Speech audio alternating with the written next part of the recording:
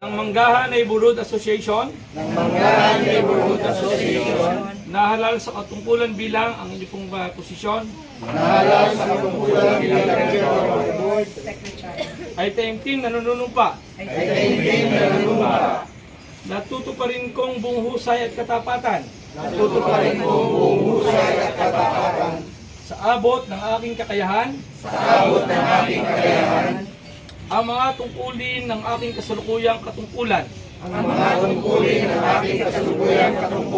Susundin ko ang mga batas at mga kautosang legal.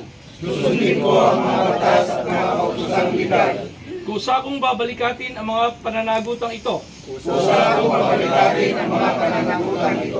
Nang walang anumang pasubali o hangaring umiwas. Kasihan nawa ako ng Diyos. Congratulations po.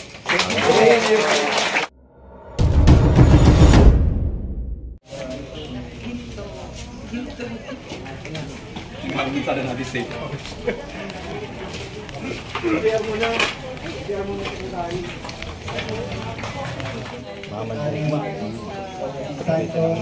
National Anti-Poverty Commission. Praising Father, your grace, each of us with equal measure your love. Let us learn to love our neighbors more deeply, so that we can create peaceful and just communities. Inspire us to use our creative energies to build the structures we need to overcome the obstacles of tolerance and indifference. May Jesus provide us the example needed and send the Spirit to warm our hearts. Word with your name. Amen. Amen. Thank you.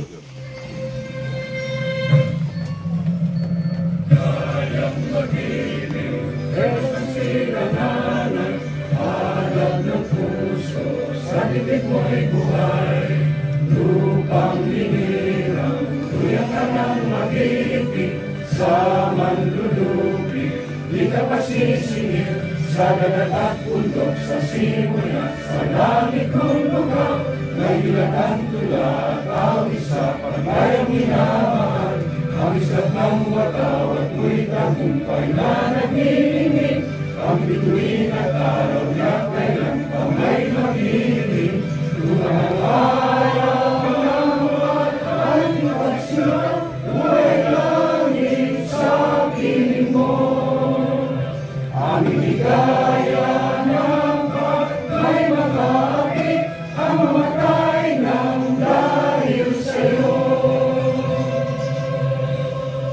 Magandang hapon po sa ating lahat. Isang malaking karangalan na naimbitahan nyo kami dito sa inyong komunidad. Ipapasalamat tayo. Kinikilala ninyo ang National Anti-Poverty Commission na maaari tayong magkatulungan. Yung pong tanong kung paano makakatulong ang National Anti-Poverty Commission, alam po ninyo, ang NAPSI ay binubuo ng 25 national government agencies at kami po, ang aming mandato ay policy advisory and program monitoring and coordination.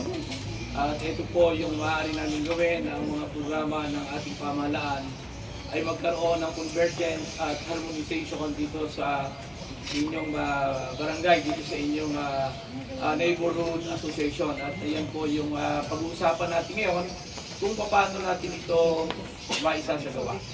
So kasama po natin ang national government agencies at saka ang mga pamahalaang lokal at kayo naman yung bumubuo ng basic sector. No? Sa basic sector naman po, nandito kayo halos lahat. Kasama ang women's sector, senior citizen sector, urban poor sector, youth and student sector. So ito po yung kabuuan ng NAPSI at ito po yung po pwede natin pagtulong-tulungan, magkaroon tayo ng dialogo at pag-usapan natin ano yung maaari natin gawin. Gusto rin namin kayong makausap, ano ba yung inyong mga pangangailangan at ano bang ahensya yung ng gobyerno yung kailangan tumugon sa inyong mga pangangailangan. Accomplishment ng National Anti-Poverty Commission, susukatin po tayo dito kung anong mga programa yung na-coordinate natin at nakita na epektibo na ipinapatupad ng ating national government agencies. At nakita po natin na maganda yung ginagawa ng mga programa ng ating Department of Social Welfare and Development at tayo po ay nakikipagtulungan sa kanila. Maganda yung ginagawa ng Department of Labor, meron silang mga programa sa atin dito sa lungsod at merong programa yung ating Department of Indisud, yung para sa mga programa para sa pabahay at ganoon din po sa mga local government units. At ito po yung nakikita natin.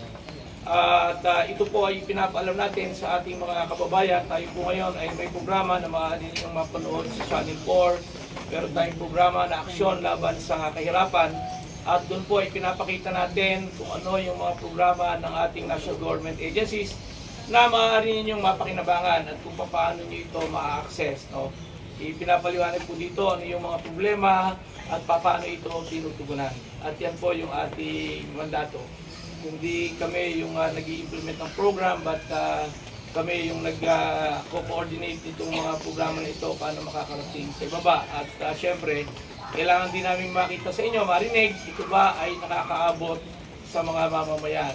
Kung hindi po ito ay medyo kakalampagin din natin yung ating mga kasama sa mga iba't ibang ahensya na masabi natin sa kanila na dito sa lugar na ito ay mas may pangailangan ganito.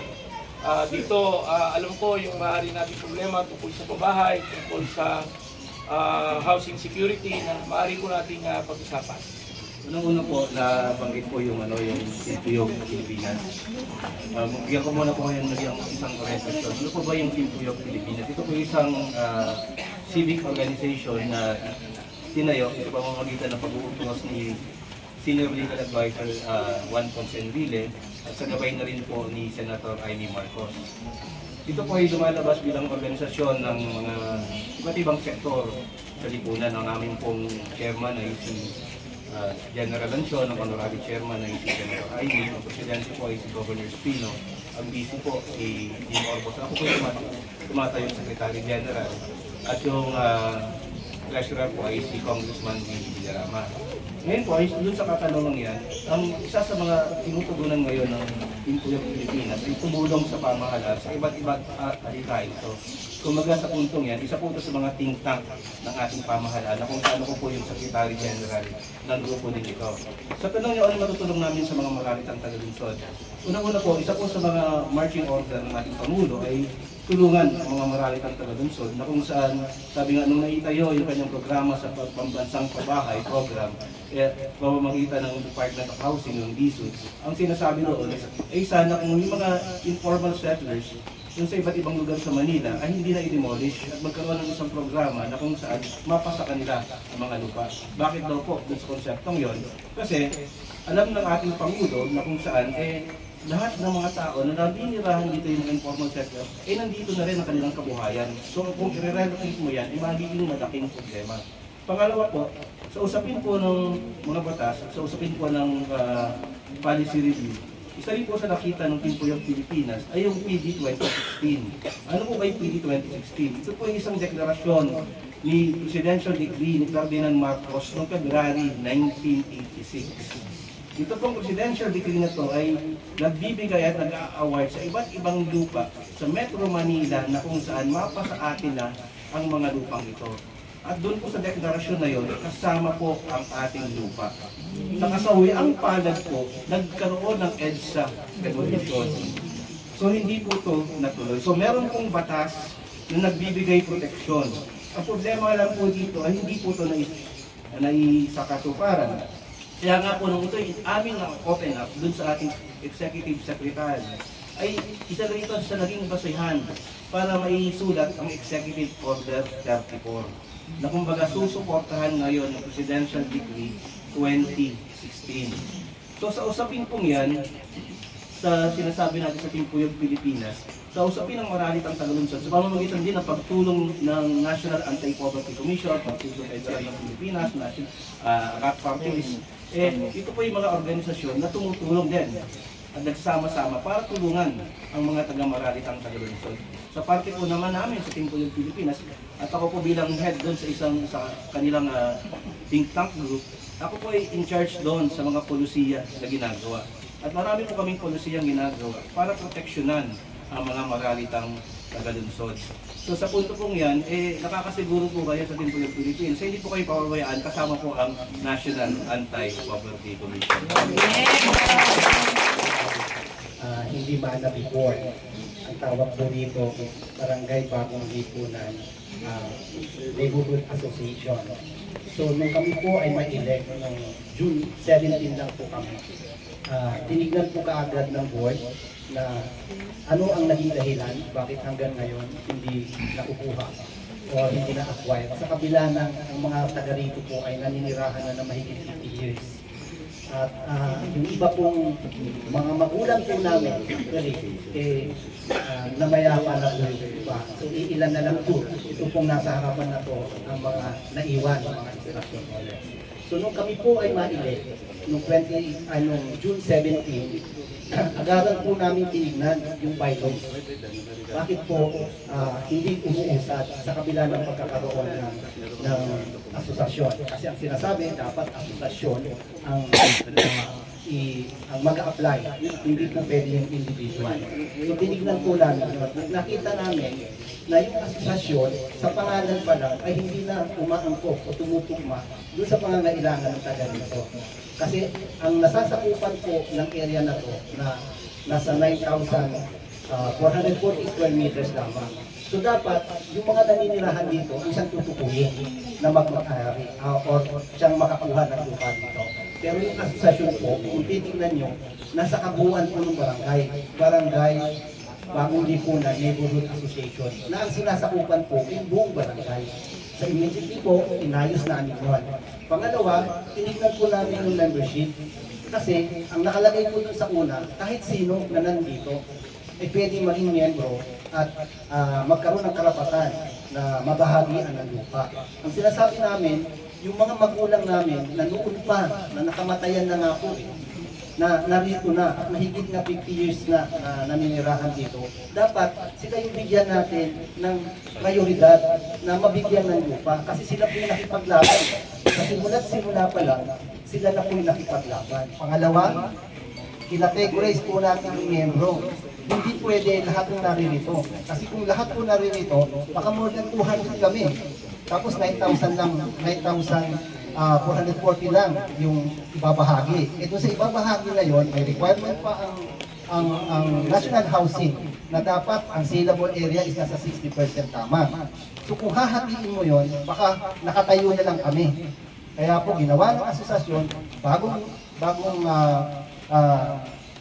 opisyales, board of directors, na tignan, kailangan may bahagi ang lupang po doon sa talagang nararapat na makinabang. At ito po yung original structure owners na noong unang-una na sila po yung nagtayo ng bahay dito sa lugar na ito.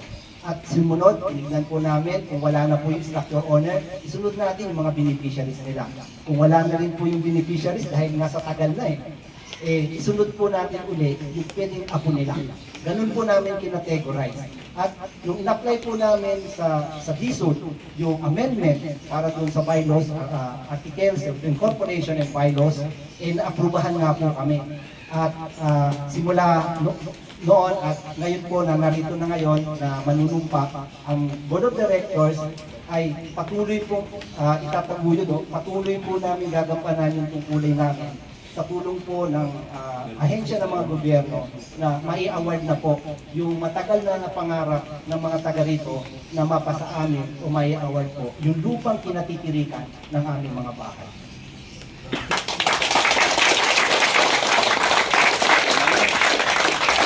Marami po tayong options na pwedeng gawin.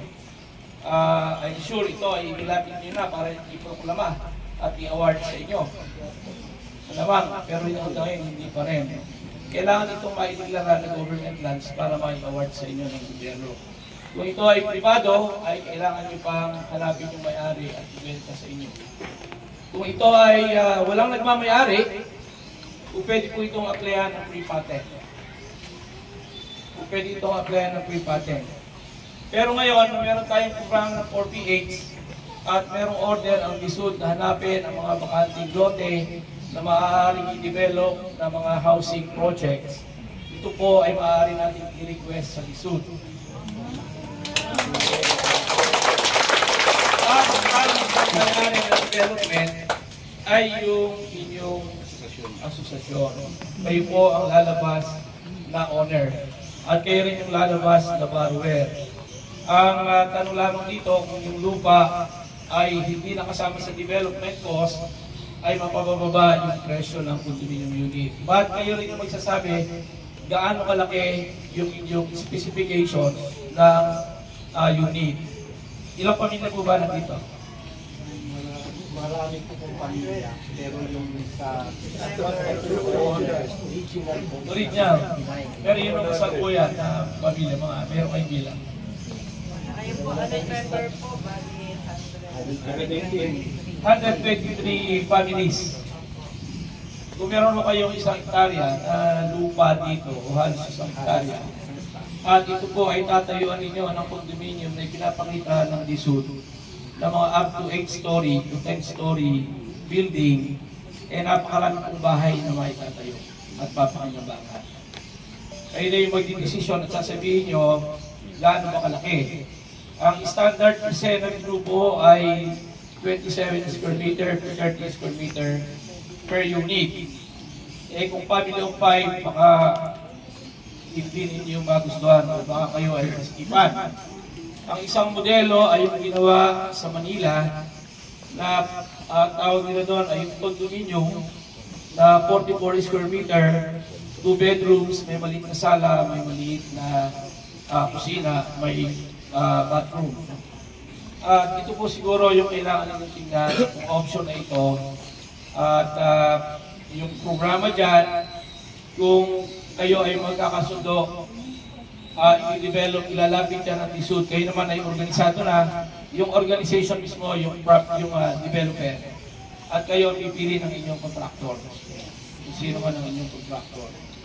At yung contractor dapat merong pera. Dapat meron siyang pantayo. Kasi kailangan niyang ponduhan yung 20% development cost. Pag nakatapos na siya ng 20%, saka siya mabayaran ng bangko. Ang magbabayad dito ay maaaring land bank. At kayo naman ay kailangan mag-member ng Pag-ibig. At ang maniningil sa inyo ay yung Pag-ibig. Kung magkano yung babayaran ninyo, kayo rin po yung magtatakda, depende kung gaano kalaki yung inyong unit na bubuuin. Pero kung 120 families lang kayo, at meron kayong isang hektarya, at ito ay i-develop ninyo na condominium, eh medyo marami pong sobra-sobra pa kayo doon sa itatayo ninyo. Kaya kung pwede ninyo ng lakihan. At kung kayo ay association at pwede ninyong maging sustainable yung inyong program, this is prime lot. Ang ganda ng area, pwede ninyong i-disenyo na yung lahat ng ground floor ay maging commercial area. At yung kikitain doon ay pondo ng asosasyon na maaari rin i-subsidize yung inyong pagbabayad ng mga units o ng kuryente o ng maintenance. Siguro po yan yung mga kailangan natin pag-usapan. Si Doc Jan, kabisado na ito, meron kami mga dinidevelop na models ngayon at kung pwede po tayo makipag-ugnayan sa mga investors, sa mga developers na maaaring makatulong sa inyo. But importante mag-usap natin DSUD kasi po ang magiging simula nito ay magkakaroon ng memorandum of agreement ng DSUD at saka ang local government units. At ang local government units at saka yung inyong asosasyon at saka yung DSUD ay magkakaroon din ng tripartite agreement kung paano bubuuin. Siyempre, kung ganyan yung inyong direksyon, eh maraming pagbabago na mangyayari dito. Siguro yung mga pasilyo natin ngayon ay mawawala na yun at baka kailangan magkaroon ng demolition at iayos yung bahay. Pero in the end, ay para po mapaganda naman lahat. Yun naman yung objective. Mas maganda na rin yan at siguro kung 120 lang naman kayo, eh madali po siguro kayong pagkakasundo. Dahil ito, karanasan na natin, merong mas malalaking problematic areas sa inyo. Merong mga isang komunidad na matagal na rin katulad nyo, 19,000 families residing in 90 hectares at inire-request din nila na iproklama na at i-award sa kanila. At yun po ay mga public lands. Bukod dyan, marami pong lugar na ino-occupy na ng ating mga kababayan, subalit hindi rin ma-award dahil ang kategory ng lupa ay timberland o forest pa. So hindi rin ma-award, kailangan magkaroon ng mga pagbabago. At ito po yung mga usapin dito sa inyo. I'm sure either, nabanggit kanina, mayroong writ of demolition. Ibig sabihin, kung may writ of demolition, mayroong nag-request na i-demolish, ibig sabihin may umaangkin ng lupa. Kaya mayroong nag-file ng writ of demolition dahil mayroong gustong umangkin ng lupa. Hindi ko alam kung ano yung history, kung sino may-ari ng lupa, or ito ay kung ano ang declaration, kung sino nagbabayad ng tax, sino nagbabayad ng tax declaration, sino nagbabayad ng quiz. Yan po yung mga katanungan na kailangan masagot. Subalit, pag ito ay dineklara na ng local government at saka ng DSUD na ready for 4PH, ay yun na po ang magsisimula tayo. It will take time. Pwede namang gradual yung development.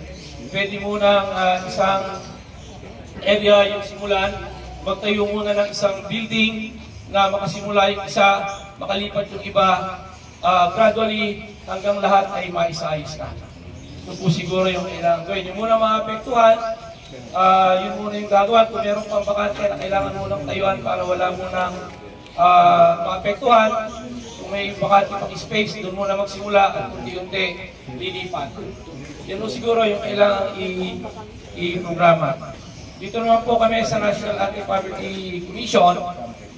Sabi ko nga kanina, sa tanong kami ho ay hindi isang implementing agency.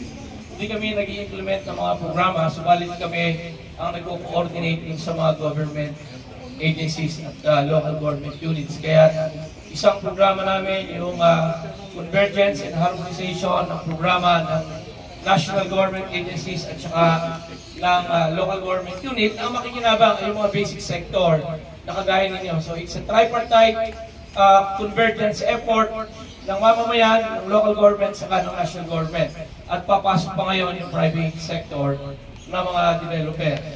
So, ang sinasabi po dito ng DSUD, ito ay hindi libreng pabahay, ito ay poponduhan hindi ng gobyerno, poponduhan ng bangko, ang may-ari ay kayo, pero dahil kayo yung may-ari, kayo rin yung magbabayad. Kumbaga, bibigyan kayo ng asset. No? Sabi ko, tinanong ko na yan kay Kwan pinaliwanag na yan ni Secretary Acusan. Sabi ni Secretary Acusan, simple lang. Sabi niya, bigyan natin sila ng asset. Although, inutang nila yan muna. Halimbawa, ang value ng condo unit ay 1.5 million. Pagkaho ngayon kasi 27 square meter na condominium unit, pagka binili niyo po sa mga developer ay inaabot ng 4 million to 5 million. So, ganun yung presyo. Pero dito ang sabi ay pe-presyo natin ng 1.5 million. Ibig sabihin, meron kayo 1.5 million kaagad, utang yun. Hindi nyo babayaran nyo ng 30 years. Nagbibill kayo ng, parang nagdi-deposit kayo. Anytime na gusto nyo ng lumipat at nakabili na kayo ng magandang bahay sa isang subdivision, hindi masasayang yung pera nyo kasi pwede nyo ibenta. So, ang tawag po dito ay capital build-up. Nag-build kayo ng capital ninyo, yung inyong ibinabayad ng utang ay nagiging asset ninyo. Sa halip na wala kayong land tenure at wala kayong housing security, ito na yung kapalit, meron kayong asset. Yung ibibigay sa inyo, while babayarin ninyo, it will become your asset. Unti-unti ay nagdi-develop at pagka po yan ay tumagal at tumagal, yung presyo ng 1.5 million nag-a-appraise po yan. After 5 years or after 10 years, baka doble na yan. Yung sinasabi kong subdivision na binili namin noong 1995, ang presyo lamang po kung ikakas ay 250,000. Binayaran po namin ng 25 years lang, puro lang, 2,500 per month. Pero ngayon ho, ay pwede nang ibenta ng 1.5 million yung isang unit. So ganun po ang isang halimbawa ng nag-a-appraise na unit. Kung ito ay binigay sa inyo ng 1.5 million after 5 years, after 10 years, more than double na po yan.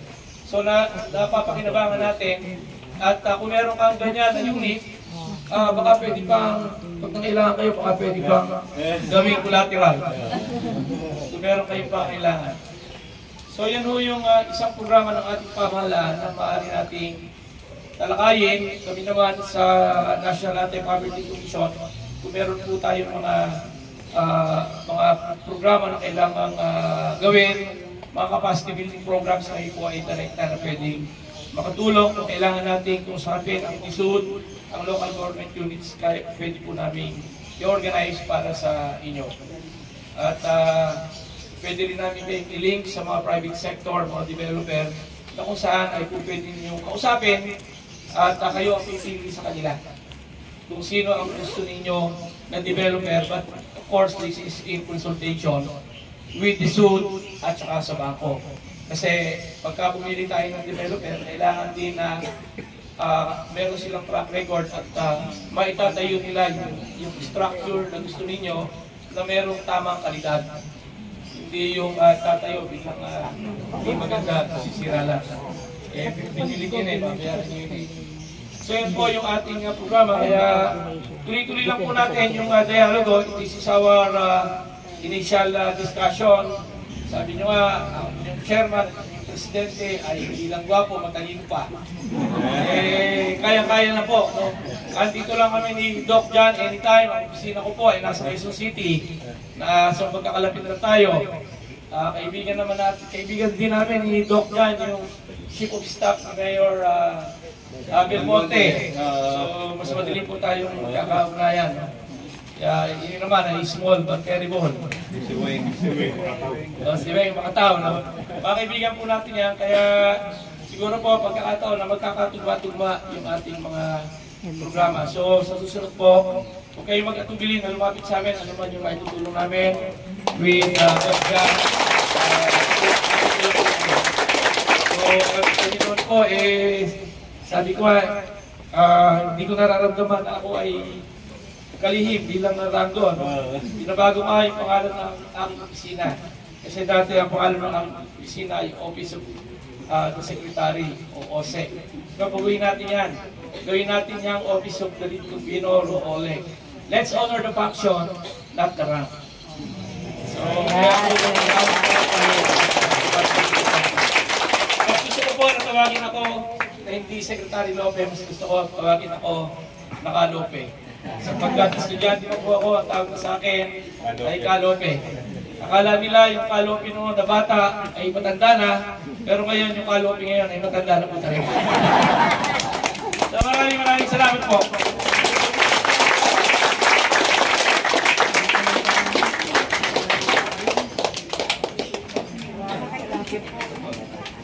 Thank you po. Maraming salamat po, Honorable Secretary Lope. Ka-Lope. Maraming salamat po. Ngayon naman po, tinatawagan ko po ang mga Board of Directors and Officers para po sa ating oath taking. Ng Manggahan Neighborhood Association. Na halal sa katungkulan bilang ang inyong pong posisyon. Board Secretary. Ay taimtim na nanunumpa. Natutuparin kong buong husay at katapatan. Sa abot ng aking kakayahan. Ang mga tungkulin ng aking kasalukuyang katungkulan.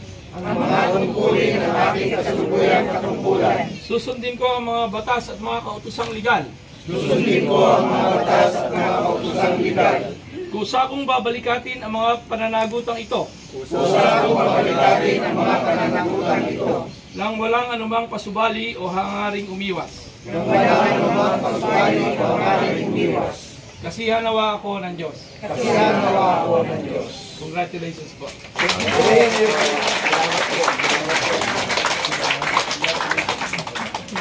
Congratulations po.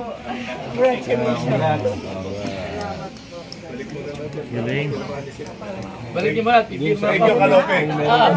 Meron. Thank you po.